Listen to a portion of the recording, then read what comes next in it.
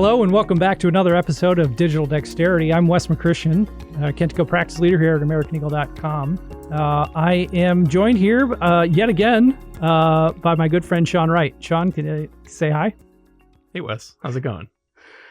Sean is in town with us here in Chicago for a user group. Yeah. And we're just hosting a community event here at the office this evening, actually. And Sean, these have kind of been popping up around the world. Yeah, definitely. We've seen, especially our partner agencies, having a lot of interest in getting their teams and customers in the area that are geographically located near them, gathering together, talking about Kentico. The momentum in interest is translating to momentum in these types of events. Yeah. Very sort of community thought leadership driven, right? Yep. What we've got: Wisconsin, Milwaukee. Yep. London. Mm-hmm. Is it London or? It's actually whole of UK. Okay. Yep. And then Benelux. Yeah. Yeah. And we're hopping on the bandwagon here in Chicago. Yeah, it's exciting. So maybe another one coming to a city near you. That would be great. Yeah. So cool. I think, Sean, tonight we've got sort of this community event planned for, just kind of like, what do we see as an agency? I'm specifically going to talk about like, how do we plan for projects and how do we plan for success and results driven outcomes? I know you've got a demo on the books. For our audience at large, though, I'd love to sort of revisit the roadmap with you. When you joined us last, we had kind of did this look forward into what's coming, look backwards into where you came from. And, I know this year you guys have done a great job of hitting your targets from a velocity perspective, from a feature perspective, from a release perspective. I'd love to give the audience a sense of like where, how have we seen the landscape shift over the last year? So, maybe to translate that into a question, give us a sense of what we've seen enter the Xperience by Kentico product over the last 8 months. There's been your favorites. There's been so much. The cadence is both exciting and sometimes difficult to keep up with mentally because I need to understand how all these things are arriving. How they're working together so I can explain this to partners and customers. It's never quite a challenge because it does all works together so well. But it's a very different thing from thinking about Kentico several years ago with major versions. So yeah, every month, new features. We have, I think right after I last talked with you, we introduced marketer-driven headless channels. So this is something that we'll be showing in the demo today at the user group. There you go. Allows marketers to really control experiences in whatever type of destination channel through Xperience by Kentico. So that could be a mobile app. It could be some external website, but marketers are in control. They're in the driver's seat. Yep. And I think that is something that echoes through all of the different features and capabilities that we've added to Xperience by Kentico over the past 8 months. We also have a whole bunch of improvements in the Content Hub. One that we released recently that we're also going to be improving this month with August refresh is smart folders. So smart folders are basically a folder of content, but it's smart. It is dynamic. So marketers get to define the rules about how this folder aggregates, collects data, content, and then that folder can be used to deliver that content through various channels and experiences. So what's a more concrete use case? Imagine a marketer says, we're authoring lots of articles. And those articles are pieces of content structured in the Content Hub. Right. And I want to make a folder that's always up to date and includes articles that are taxonomized or labeled with something that's appropriate for our social team to go and promote on socials, right? Not promoting every article, but there's certain ones that you want to promote on social. And this is an internal administrative tag. A marketer could define a smart folder that includes all those articles that are tagged with that social label for internal use. And the social team can log into Xperience by Kentico, go straight to the Content Hub, click on that smart folder that the marketer created, and they will see all the latest articles with that tag right in front of them. They could go and select those and promote them on socials. But a developer could also configure a website experience so that a marketer can go select any one of those smart folders they've created with all those rules and conditions and use that as a source of data for a web page or a widget or some sort of presentational experience for customers. Yeah. So on the widget itself, I could configure it to say only pull these social posts. Exactly. Right. From this smart folder. Yep. So you could have a social widget feed or something like that. And it could include only the ones that the marketer has decided should be there. And I think that's the key here. And it's like I just mentioned, we're putting the marketer in the driver's seat. So they get to control not only what the experience looks and feels like, but what content is driving that. And they don't need to have a developer come and jump in every time they want to change what the data or content is that's driving that. Yeah, because I think it's worth digging into like what constitutes smart. And I haven't played with it a whole lot yet, but I mean, for me, smart in this case means when I add new content, I don't necessarily have to explicitly say this should be taxonomized in this way. Yeah. There's a rule on the folder, in lack of a better term, that is going to aggregate all of that content out of the hub based on that rule. Right? Yeah. Is that fair? Yeah. Yeah. So then when I do all my work to manage my content, build my content hub, fill it with content, ensure that my data model is working, this smart folder becomes, a mechanism inside of the presentation that I want to give to my end users as a marketer. Yeah. Cool. It could be articles with this label that were published within the past 30 days, for example. That could be that data source. And once that 30 days has passed and that article is no longer 30 days fresh, it will drop out. And the new one that you publish will pop right in, and the marketer doesn't need to do anything to make that happen. So that's a really great practical use case, because we do that all the time on homepage experiences where we put like a news article carousel of some sort. And the whole purpose of that carousel is to display new and trending content. Well, we have to do it in code. Traditionally, a developer is responsible for exposing those options to a marketer and saying, okay, tell me all the different combinations of things you want to tweak to get the right content to show up here. And the marketer needs to think ahead because they want the developer to work on it all together and get it available to them. And they don't want to have to go back and forth. Well, now that whole problem goes away because the marketer can go in and change those conditions and rules about what content will display there. Yeah. So instead of having a conversation about requirements for display logic in this widget, now a marketer just needs to place that widget and connect it, for lack of a better term, to this smart folder that they've managed and built themselves inside of the Content Hub. Yep. And a marketer could say, developer, the only thing you need to know is that it's going to be articles that show up here. Yep. I'll manage the rest. Right. Or they could say, the only thing you need to know, developer, is that listable items will show up here. Yeah. Things that you can put in a list. And the developer says, okay, I got that. And the marketer could then mix and match articles, blog posts, if those are a separate idea, press releases, products, all could be in the same bucket. The marketer decides what goes in there, and it just shows up on that homepage. Famous last words. Over my career, have become incredibly self-conscious of using the word just. I think in this case, you just have to tie the widget to the article. That's it. And I think there's probably some developers downstairs that want to slap me for saying things like that. What else? What else from the last 6 or 8 months that's come out that's in the product?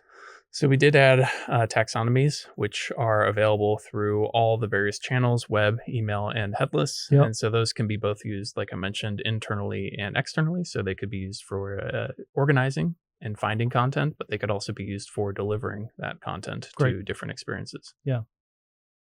This may be a little bit of a controversial question, but I'm going to ask it anyway. I think, I've had some conversations with clients that, I don't know, they're maybe used to the old cadence of delivery, the historic, big bang feature increment every year. They've then witnessed your shift into Xperience by Kentico, and they start to say, is it ready? We've heard it's not ready. Your cadence certainly seems to suggest it's ready, but like, what would you say to those clients? Like, we just had a great conversation about smart folders. Like, what would you say to those clients when they say, is the product ready? Is Xperience by Kentico ready for me? Yeah, a question that we would get a lot last year was, when will there be feature parity? Because customers are so used to the product they already have. Yeah. And especially if it's working for them, they're using it, it's generating revenue, their marketers are successful with it, then that's the thing they're thinking about. That's the thing they like. And they want to be on the latest and greatest, of course. So they say, when will there be feature parity? Because I want to be there, but I want to have the same experience I have now. That's what I'm familiar with. Right. And that is both an easy and a difficult question to answer, because feature parity is, what features are you using and how are you using them, right? It's not all features, because there's a lot you probably aren't interested in. There are features that you might use differently than someone else. And so it's really a team by team question, marketer by marketer. What are you looking for? And because you're already at that point, I like to turn the question and adjust it a little bit and say, it's not about feature parity. It's about parity of what you can accomplish with the product. What are you doing as a marketer? What are your day-to-day tasks? What are the types of things that you're challenged with that Xperience by Kentico or Kentico Xperience 13 or any previous version is solving for you? Can Xperience by Kentico solve those problems for you today? Let's talk about that instead of features. There are a lot of the same features and capabilities in the product. Some look and feel different. Some have been reimagined and re-envisioned. But I'm less interested in the features. They are just a vehicle for the marketer accomplishing the goals that they're trying to accomplish. And if those goals can be accomplished with a different set of features that maybe even work better for them now, then the feature parity question kind of is a lot less interesting. I'm just, Yeah. Great. That's great. So then, what are we excited about? What's coming up on the roadmap?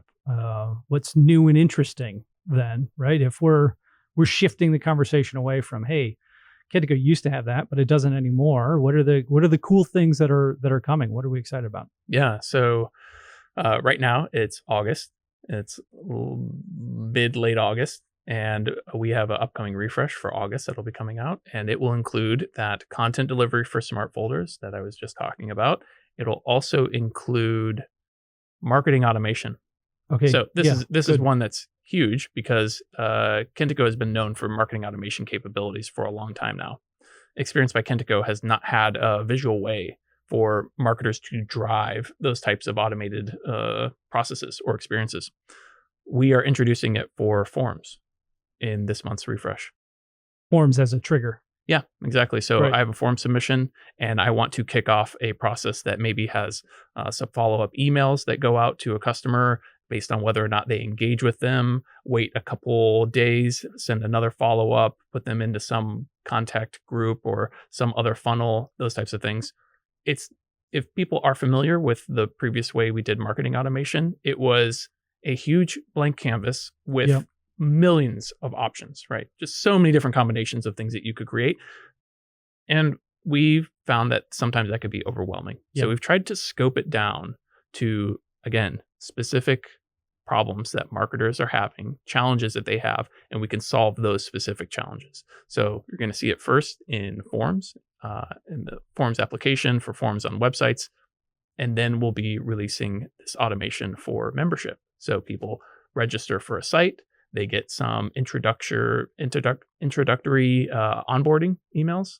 And we'll continue on from there. All the different challenges that marketers are having, where can we introduce this automation process capability in the product? Yeah, and I appreciate that commentary on the previous product, because there were instances where I would not call it marketing automation. I would call it business automation, because you could do so much with it.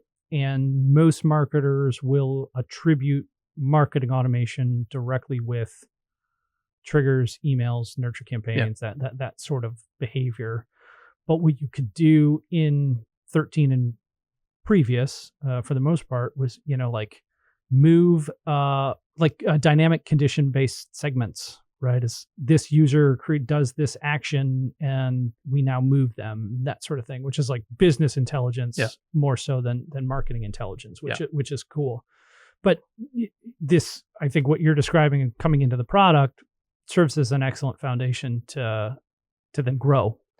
Absolutely. Yeah. And that's the goal with all of these capabilities is not, and this is something I talk a lot to partners and customers about, if they are familiar with our previous products and all the other vendors that have had this traditional one big major version every 12 to 18 months. Yeah. And then you kind of have to relearn things. And until that major version comes out, you have what you have. That's not the case with Xperience by Kentico. Because we have these monthly refreshes, you're going to see something get released that improves your ability to accomplish what you're trying to do, whether that's a marketer or a developer or a content manager or an administrator, whoever. But that's not the end. That's just the beginning, right? The first time we release some new capability, that's the start of the journey of that feature. So we released, the Content Hub last year. You look at that Content Hub and you look at what it looks like today, and it's completely different thing. And there's so many more capabilities that it includes and things that it enables for marketers and developers. Well, how did it get there? It got there 1 month at a time to today.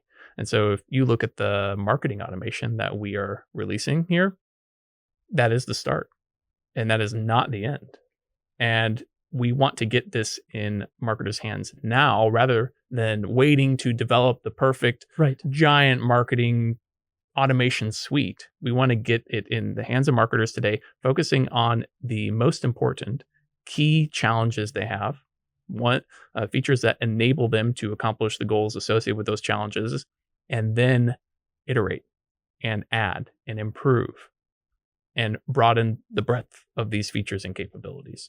Well, and I think over the last year, we've seen you put that method into practice, and I really applaud you and the entire product team for really sticking to your commitments, hitting those commitments, and delivering value on an incredibly frequent basis. I mean, it's been neat to see kind of Xperience by Kentico step out of kind of some infancy stage into the full-fledged content management system DXP that it is right now. So I think excited to see some of that growth. That's awesome. Maybe to wrap up here, are there any user groups coming up? Do we know of any offhand? From what I've seen, most of these user groups are doing something on a quarterly basis. Okay. I don't think that the meetup culture that we had pre-COVID has really come back in force. Okay. I think people are looking to come and touch base on maybe a less frequent basis than every month. But what I'm seeing is that there's that interest, and once it gets going, it's about defining what that interval is, setting those expectations, and that's what the meetup groups are doing now. And so for folks in the community that are interested in learning more about these things, or existing users or even prospects, right? Somebody who might be considering Kentico, user groups. I know earlier in the spring we had a partner day sort of event, right? That was all about kind of like, what is the state of the product? How do we be successful? Are there more events like that coming up where folks can get plugged in to the community? This would be, I'd love to have one of my marketing team members here with me. But from what I understand of their strategy with this, we're going to have partner-focused events where we get to really talk to the partners directly. We know the persona for those events. And so we're going to focus on enabling them to deliver the best solutions for their clients. And we get to be very targeted on that. Great. Then we also want to be able to talk to customers or prospects. So we'll be participating in broader industry events. So you and I were recently at a financial brand conference this spring. It was a lot of fun. And that was something where there were a whole bunch of marketers there for a very specific vertical, looking to learn about what marketing strategies are for the financial industry and what products and vendors were out there. And that ended up being a great opportunity to get in front of those customers, some of which were actually quite a few were our current customers, and also new opportunities there.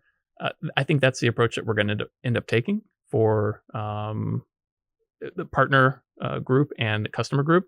And then meetups will be the place where we can blend those. Cool. Great. Well, you're a traveling man. You've been all over the place, haven't you? Yeah. For the last, year or so, right? Yes. Yeah, that's great. Well, Sean, I want to thank you for taking the time to not just come out to Chicago, but make more time for us to kind of chat about the product, community, ways for folks to get plugged in, ways for folks to learn more. I think it's really beneficial. It's one thing I've really appreciated about being a part of the Kentico community myself. It's always positive and learning, which is great. So for all our listeners out there, thanks so much for tuning in to another episode, and we'll catch you on the next one.